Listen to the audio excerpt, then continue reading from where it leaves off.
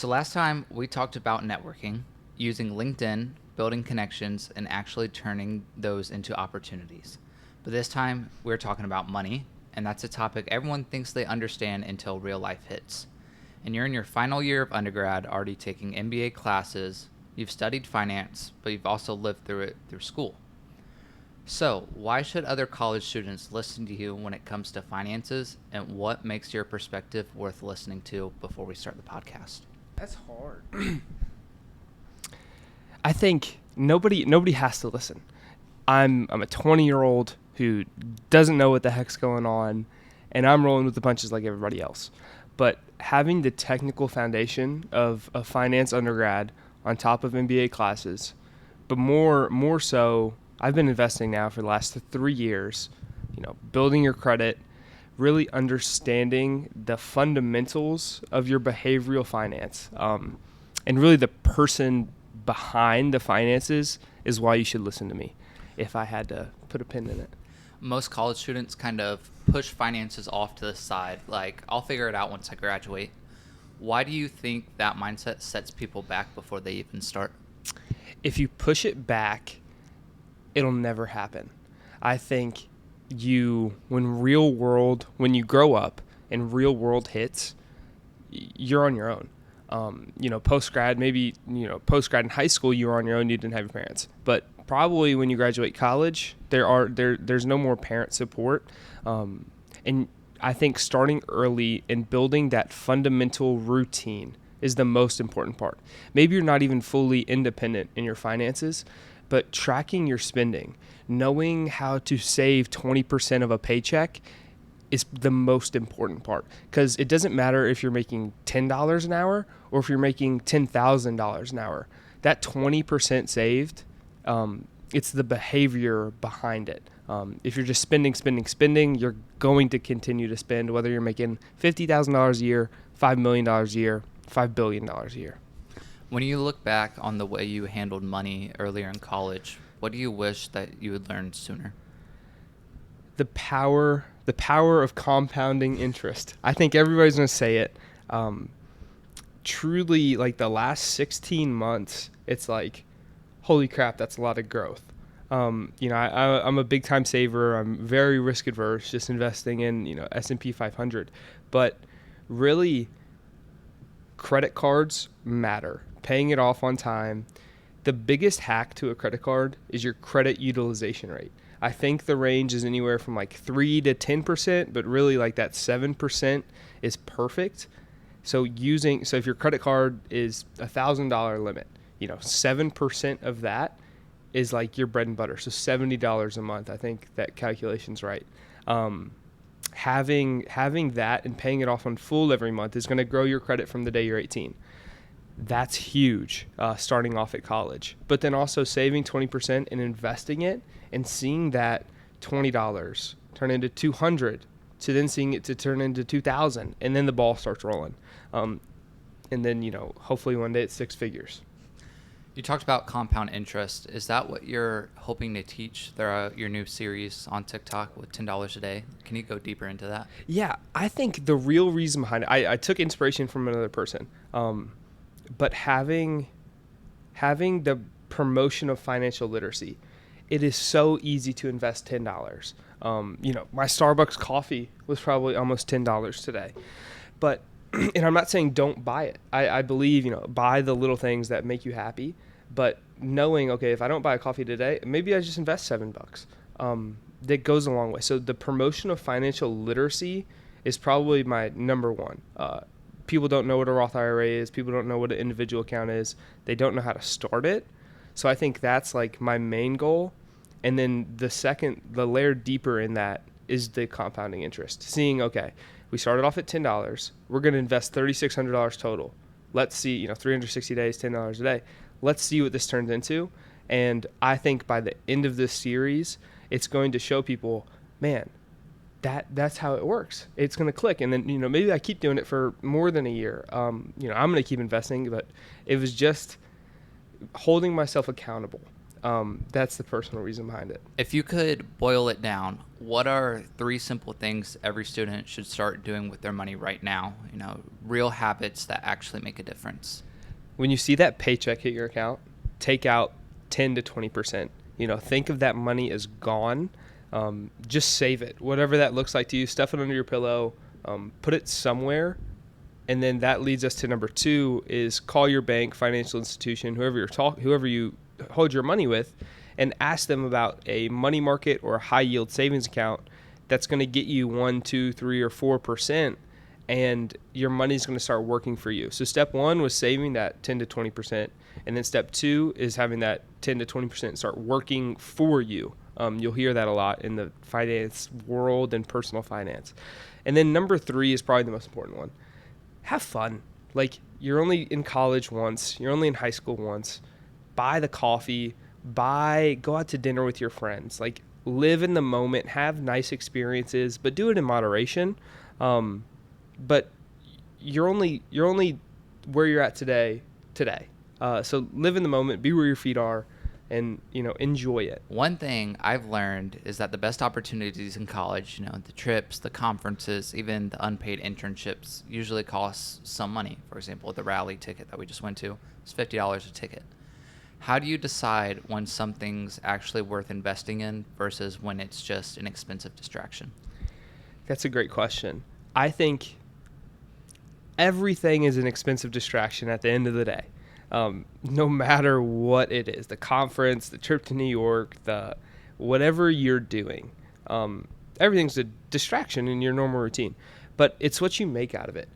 Going to the conference. Okay. You buy a $50 ticket. How are we going to make the most out of this? We talked to a, real estate lawyer investor. We networked with X amount of people. We made these many connections. Kind of your intangible deliverables, is what makes it worth to you. But then also filling your own cup up with those experiences. Like, the highlight of part of my year right now is we went to New York together, seeing our friendship build into something special. But then also, dude, we're gonna look back on that in 40 years and be like, that was crazy.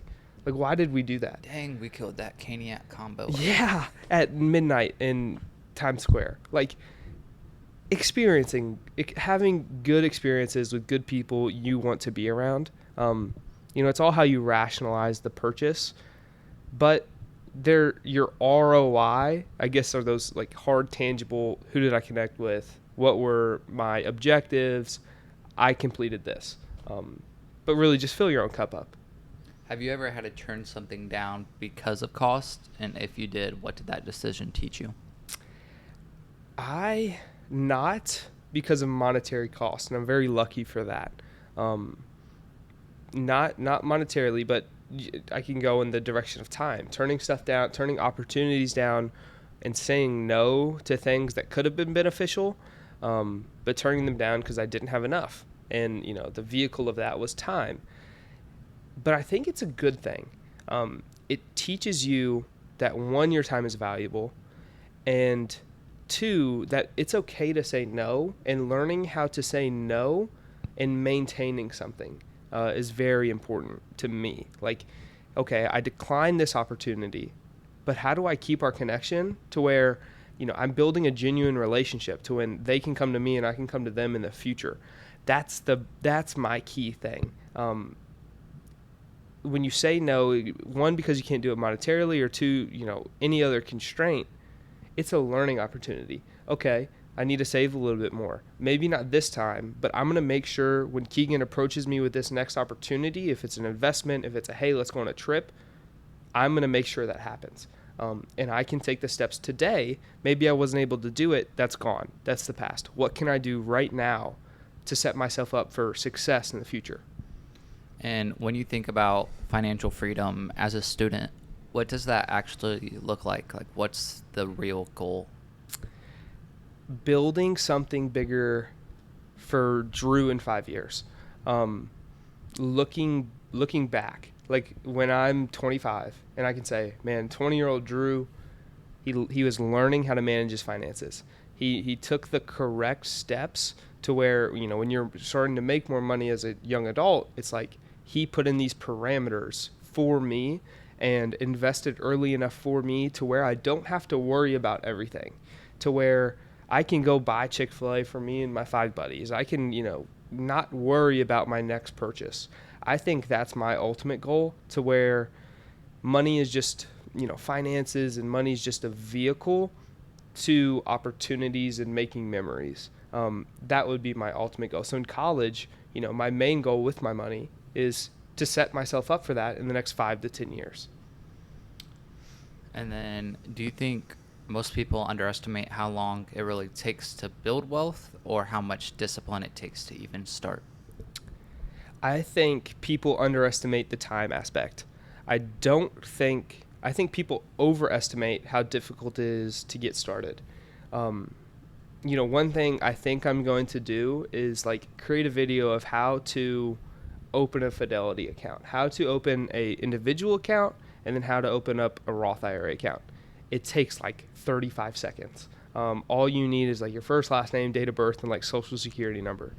It's so easy. And I think it's not talked enough about in a lot of households. Money is like therapy. People would rather open up, I believe, about themselves, their hardships, rather than their true financial decisions and purchasing history and where their money goes.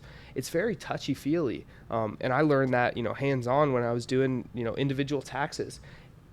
People get emotional with their money. And I think it's not talked about enough, maybe in the schools, maybe in households, how to open up something. And then, you can literally put, I think the minimum deposit's $1. Everybody has $1. I found a quarter on the ground when I was walking over here. I mean, I'm not kidding you. I just need 3 more and I can open up a Fidelity investment account. So that is overestimated, the difficulty. Underestimated, it takes a lot of time. Do you think people get emotional because it's the lack of income, the amount, or the lack of understanding? It probably plays hand in hand. I've seen a lot of successful people, high net worth individuals that spend. So the not as much income and learning, I think there may be some correlation behind that, but I think that correlation also goes to high net worth individuals. I think personal finances need to be taught more. It just needs to be talked about more. I think open forums kind of like this, or we see classes popping up, new regulations. I think in Indiana, people have to take a financial literacy class, which is amazing. But how can we turn it from you have to take this class to let's talk about this? What is smart? More of a forum than a lecture. So I think that would kind of narrow that divide, and really just touching as many people as possible. And people don't have to open up about their finances. It's just how can we help in a way that's promoting positive conversation and the resources are there and easily available. Whenever people are, tracking every dollar, like you said, seeing where their money goes, that can cause a lot of stress. Can I afford this $7 coffee? How do you separate the stress from that into, okay, this is money, this is my personal life? I think people with the detailed Excel spreadsheet, there's it's track. I can't do that. I think it comes down to, that's kind of micromanaging your finances, and I think it's not sustainable in the long term.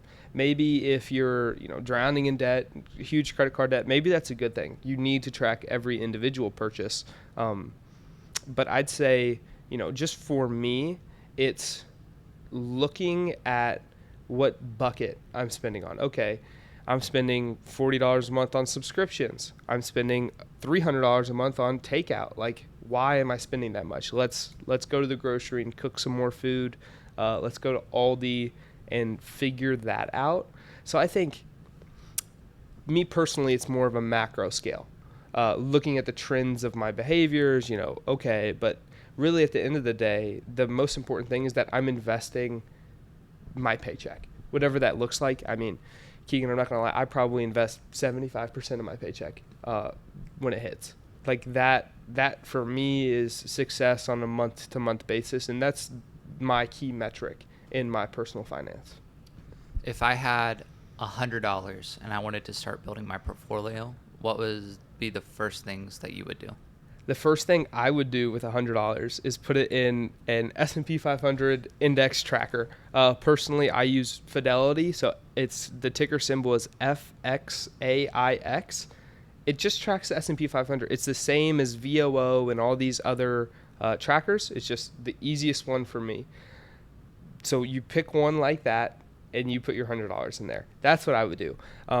That is the most risk-adverse thing you can do, and it will take, luckily, if it's a great market, you're going to average 10% return per year. So that $100 is going to turn into $110. And then it's going to take, 50 years to maybe get to $3,000, $4,000. Not sustainable, not a lump sum of money, but it's getting started. That $100 now is going to be worth more in the future if you put it in a tracker like that. And the final question, if you had to leave every college student with one truth about money, not advice, not strategy, just a truth, what would it be? Money doesn't make you happy. Money is something that comes and goes. It's an ebb and flow. Enjoy it when you have it. Work hard for it. But I think the biggest thing that you can accomplish with your money is having the freeing up your time to where you can go pick up your kids from practice in the future. Freeing up your time as a college student, you're going to have to grind, you're going to have to do this, but enjoy what you work hard for, but also realize it. But really just, it comes and goes. Enjoy the moments, enjoy the memories you're making with your peers and friends, and just have that little safety, cushion, those 10 to 20%, and just enjoy it. Thank you for your time. Thank you.